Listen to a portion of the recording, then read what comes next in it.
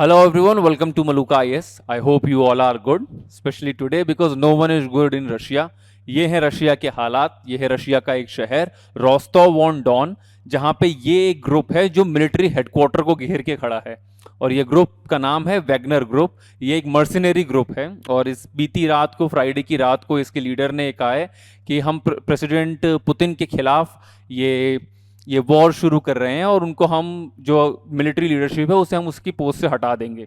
और वहाँ से लगभग 50 इस मर्सनरी ग्रुप, यानी एक ऐसा ग्रुप जो प्राइवेट कॉन्ट्रैक्ट पे अपना काम करता है और लड़ाके होते हैं। ये अभी तक रशिया की तरफ से लड़ते आ रहे थे, लेकिन अब पिछली रात फ्राइडे से ये रशिया के खिलाफ लड़ रहे हैं। और ये सिचुएशन इतनी बड़ी है कि रशियन प्रेसिडेंट खुद आके 1 घंटे की स्पीच दे के जा चुके हैं।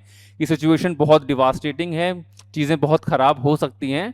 और खैर वो सब चीज़ें आगे चली रही हैं, पर ये हालात हैं इस वक्त रशिया के, और ये जगह मॉस्को से सिर्फ 6 घंटे की दूरी पे। तो एक बार देख लेते हैं कि क्या हुआ, क्यों हुआ, और ये जो लोग ये सब कर रहे हैं वो क्यों कर रहे हैं, और ये हैं कौन।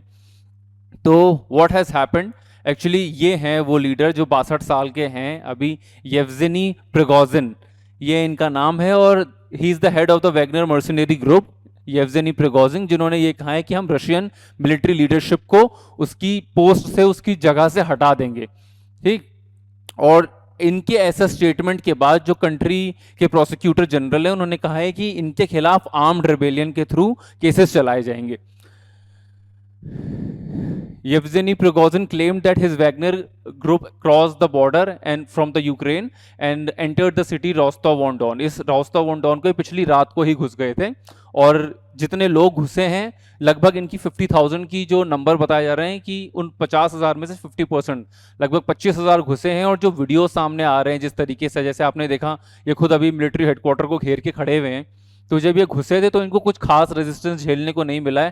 ट्विटर पे एक वीडियो बहुत ज़्यादा चल रहा है कि लगभग 100 के आसपास गाड़ियाँ यूक्रेन बॉर्डर से, क्योंकि ये लोग अभी तक डॉनसॉक में सिचुएटेड थे, वहाँ से इस शहर में आ गए, उनको कोई खास रेजिस्टेंस झेलना नहीं पड़ा है। ठीक है। और जब उन्होंने ये स्टेटमेंट दिया, इनका डिटर्मिनेशन इतना ज़्यादा स्ट्रांग है। जब ये पिछली रात आए तो इनका स्टेटमेंट देखो कि we will destroy everything that stands our way. और इसका जवाब देते हुए व्लादिमीर पुतिन ने कहा है, Vladimir Putin calls to crush the armed mutiny, कि अगर तुम लोगों ने ऐसा कर दिया है होगा तो इसका बस एक ही अंत है कि तुम लोग खत्म हो जाओ। तो एक ऐसा ग्रुप जो इतना ज़्यादा पावरफुल है, जो अभी तक रशिया का एक मजबूत स्तंभ था, जो अभी तक उसकी तरफ से लड़ता था, वो उसके खिलाफ लड़ रहा है, और वहाँ से प्रेसिडेंट पुतिन खुद स्टेटमेंट्स दे रहे हैं। तो उसका मतलब सिचुएशन, अगर कोई सिविल वॉर टाइप बोले तो वो खराब नहीं होगी, वो गलत नहीं होगी। अब जो मैंने आपको बताया था कि ये डॉनसॉक के इस इलाके में थे, यहाँ बखमूत, यहाँ डॉनसॉक है, ये सारे जो शहर हैं, ये वैगनर ग्रुप ने रशिया को क्लेम करने में हेल्प की थी। ये नीचे क्रीमियन पेनिनसुला है। 2014 में वैगनर ग्रुप एक्चुअली यहीं से आया था, 2014 में। उसके बाद धीरे धीरे फैलते फैलते यहाँ तक, अब तो खैर दुनिया भर में अफ्रीकन कॉन्टिनेंट्स में वो फैला हुआ है, लेकिन यहाँ से ये निकल के अब डॉनसॉक वॉन डॉन के, रोस्टोव ऑन डॉन के रीजन में आ चुका, और यहाँ से ये रहा मॉस्को, सिर्फ इतनी दूरी पे। बट ये पूरी कहानी शुरू क्यों हुई, इनकी दिक्कत क्या है, इन्होंने ऐसा क्या हो गया कि पिछले ये ग्रुप जो 2014 में ही बना, एक इंसान जो प्रेसिडेंट पुतिन के इतना ज़्यादा क्लोज है, जिसे शेफ बोला जाता था प्रेसिडेंट पुतिन का, उन्होंने ये म्यूटिनी स्टार्ट क्यों कर दी, रीज़न क्या है। तो जैसे हर चीज़, जैसे हमने 1857 पढ़ते थे, एक इमीडिएट कॉज होता है, एक लॉन्ग कॉज होता है, तो इसका भी एक इमीडिएट कॉज है, और कुछ कॉजेज हैं जो पीछे से चले आ रहे हैं पिछले कुछ दिनों से। सबसे पहली चीज़ तो ये कि येवजेनी ने क्लेम किया है कि जो डॉनसॉक का रीजन जो था, ये वाले जो रीजन है, इनको इनके वैगनर ग्रुप ने क्लेम किया था। ठीक है। उनके हज़ारों लड़ाकों ने अपनी जान को कुर्बान करने के बाद, उनके मर्सनरी ग्रुप्स के जो मर्सनरीज हैं उन्होंने कुर्बान करने के बाद उन्होंने इस रीजन को कैप्चर किया। लेकिन अब रशियन डिफेंस मिनिस्ट्री ये कह रही है कि ये हमने किया है, so it's a way to steal the Wagner's glory. ठीक। बाय द वे, ये है वैगनर की ग्लोरी। ये बखमूत का शहर है जो डिस्ट्रॉय किया गया है, और ये किसने डिस्ट्रॉय किया है इसके ऊपर पूरी चर्चा हो रही है कि ये नहीं, ये रशियन मिलिट्री ने नहीं किया, ये हमने किया, ये हमारा काम है। खैर, he has reportedly complained that the Russian military failed to supply Wagner with sufficient ammunition to capture Bakhmut and threatened to pull out his men। जब ये बखमूत का शहर बहुत सुंदर शहर था और बहुत ज़्यादा रिसोर्सेज से भरपूर ये शहर था, जब इसको पूरी तरह से डिस्ट्रॉय कर दिया गया तो इन्होंने कहा पहली बात तो ये हमारे ग्रुप ने किया है, दूसरी बात जब हमारा ग्रुप वैगनर ग्रुप इस चीज़ को एग्जीक्यूट कर रहा था तब रशियन फोर्सेस की तरफ से हमें कोई मदद नहीं मिली, हम मांग मांग के मदद थक गए पर उनकी तरफ से हमें कोई मदद नहीं मिली। और इवेंचुअली जब ये सारे रीजन डॉनसॉक और ये बखमूत ये सारे रीजन जो है ये हमने कैप्चर कर लिए, तब रशियन डिफेंस फोर्सेस आ गई और अपना झंडा लगाने लगी कि हाँ ये हमने क्लेम किया है।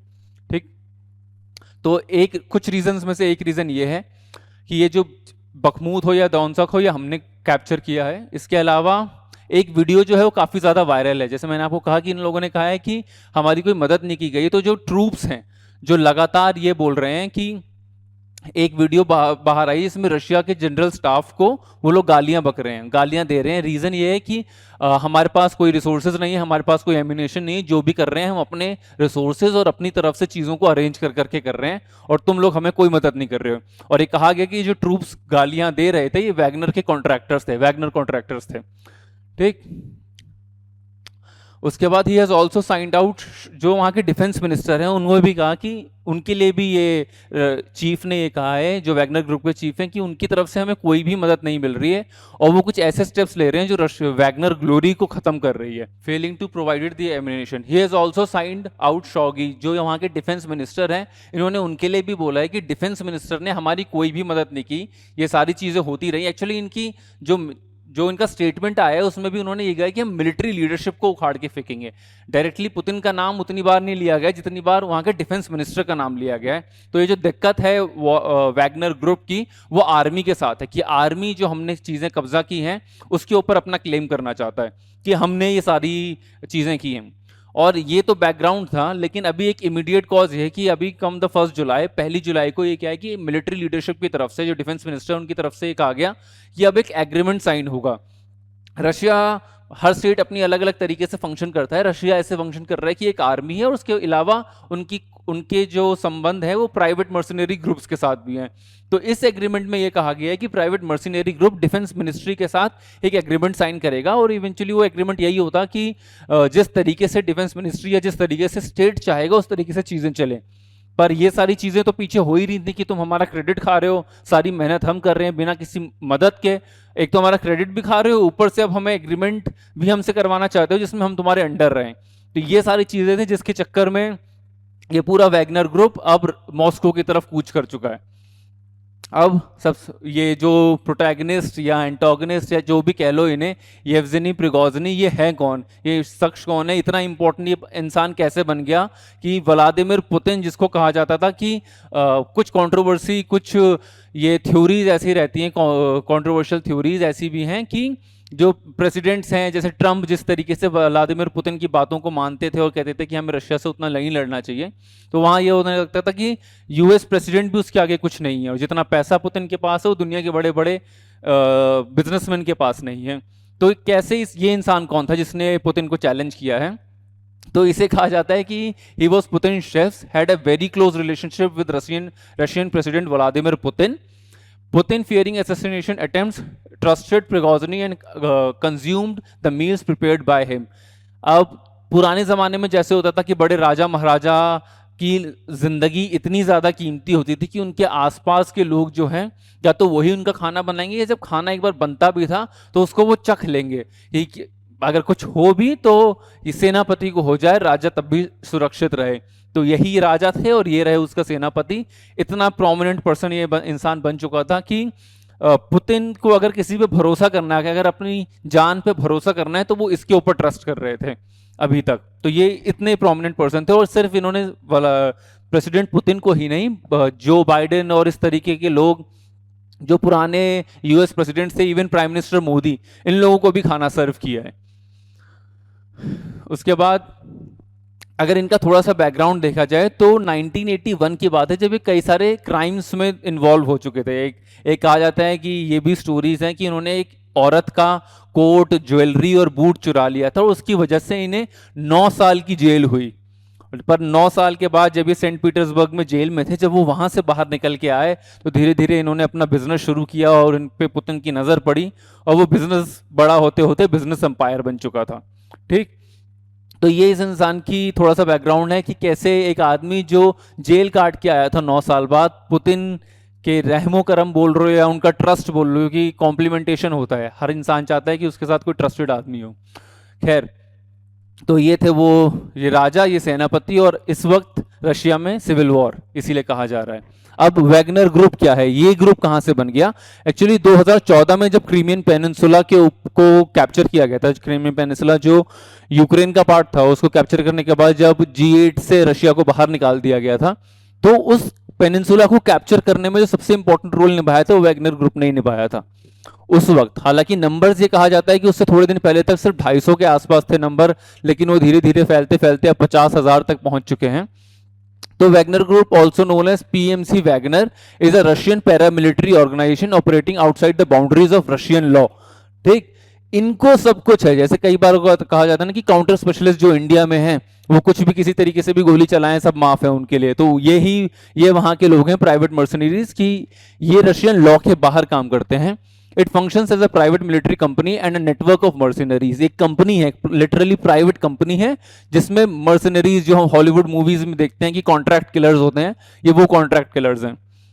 The group was initially discovered in 2014 when it provided support to pro-Russian separatists in eastern Ukraine. जिस ईस्टर्न यूक्रेन की बात हो रही है वहां पे इन लोगों ने तब चीजें शुरू की थी। Initially, Wagner Group operated and covertly primarily engaging in the activities in Africa and Middle East. अब सिर्फ ये यूक्रेन तक सीमित नहीं है, सिर्फ ये यूक्रेन की, ये यूरोपियन कंट्रीज तक सीमित नहीं है। ये ऑफिशियली 2014 में बोला था, लेकिन ये काम उससे थोड़ा पहले से कर रहे थे। और अगर आप ये देखोगे कि इस तरीके से ये पूरी अफ्रीकन कॉन्टिनेंट में फैले हुए हैं। सूडान लगभग 300 मर्सनरी 2017 से एक्टिव है। लीबिया 2000 से ज्यादा मर्सनरीज 2017 से एक्टिव है। उसके बाद DR Congo, Rwanda, Mozambique, Madagascar, Zimbabwe, Botswana, Angola, मतलब शायद ही कोई कंट्री इन्होंने छोड़ा है जिसमें उनकी मर्सनरीज ना हो। तो लिटरली जो मूवी बनती थी, जो अनरियल लगती थी कि स्टेट के खिलाफ जाके कुछ चीजें हो रही हैं और कोई ग्रुप है जो काम कर रहा है, वो आपके सामने है कि वो एक्चुअली हो रहा है और अब वो वापस रशिया को हॉन्ट करने आ रहा है। ठीक, इसमें जो 50,000 ग्रुप की बात हो रही है उसमें यह भी कहा जा रहा है कि जो 10% ऑफ द फोर्स है, लगभग 5,000 लोग हाईली ट्रेंड लोग हैं, रशिया की एलीट रेजिमेंट्स और स्पेशल फोर्सेस के पार्ट है वो 5,000 लोग। और 5,000 बहुत बड़ा नंबर है अगर कोई एलीट फोर्सेस का पार्ट है, बाकी 50,000 तो अपने आप में बड़ा नंबर है ही। अब ये सिचुएशन इतनी ड्रास्टिक क्यों है कि अभी तक सारी चीजें, वो जो पनडुब्बी डूब गई है टाइटन नाम की, उस पर सारी खबर चल रही थी। अभी तक ये था कि जो डैम टूट गया था यूक्रेन के बीच में जो था नोवा कार्कोवा डैम, वो बड़ी खबरों में ये थी कि मोदी जी गए हैं वहां पे, United States as a first chief guest.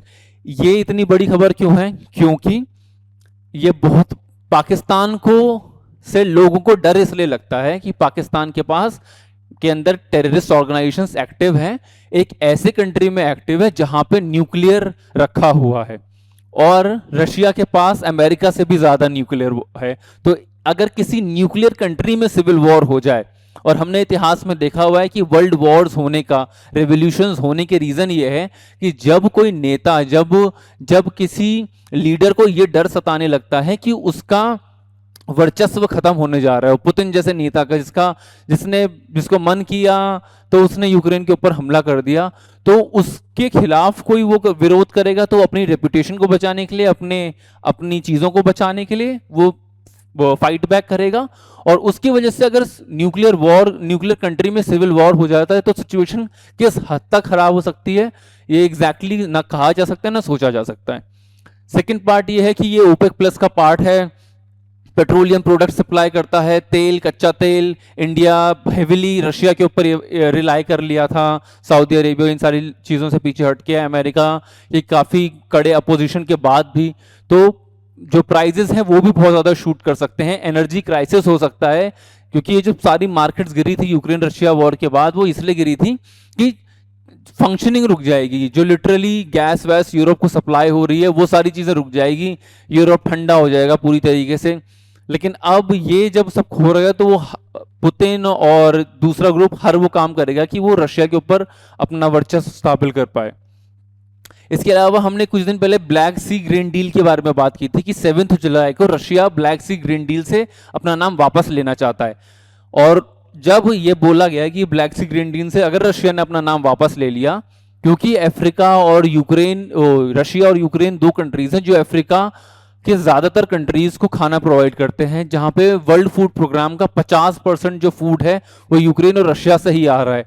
तो अगर ये हो गया, अब तो खैर पीछे हो ही जाएगा, जब किसी कंट्री में ऐसी दिक्कतें सामने आ जाएगी तो ये सब ग्रेन डील व्हील सब पीछे हो जाएगी, तो उससे जो फूड क्राइसिस क्रिएट हो जाएगा, और जो फूड क्राइसिस के बाद जो चीजों में शूट करेंगे, जो प्राइसेस शूट करेंगे, जो इन्फ्लेशन आएगा, अगर ये सिचुएशन ऐसे ही रहती है, अगर जिस ग्रुप ने, ये वैगनर ग्रुप ने शुरू किया, अगर वो सरेंडर नहीं करता है, तो अभी ये सारे डर हैं जो सच हो सकते हैं। खैर, सिचुएशन इवॉल्विंग है, ये पहला ही दिन है और हमने कोशिश की है कि इसे जितने एस्पेक्ट से कवर किया जा सकता है, एक आम आदमी के देखने के लिए भी और एक यूपीएससी एस्पिरेंट के समझने के लिए भी, वो हमने पूरी करने की कोशिश की है। If you like our effort या इस तरह की वीडियोस को, so please subscribe to the channel, comment down in the section, और अगर कुछ और आपको ऐसी इन्फॉर्मेशन चाहिए तो please let us know. Thank you very much.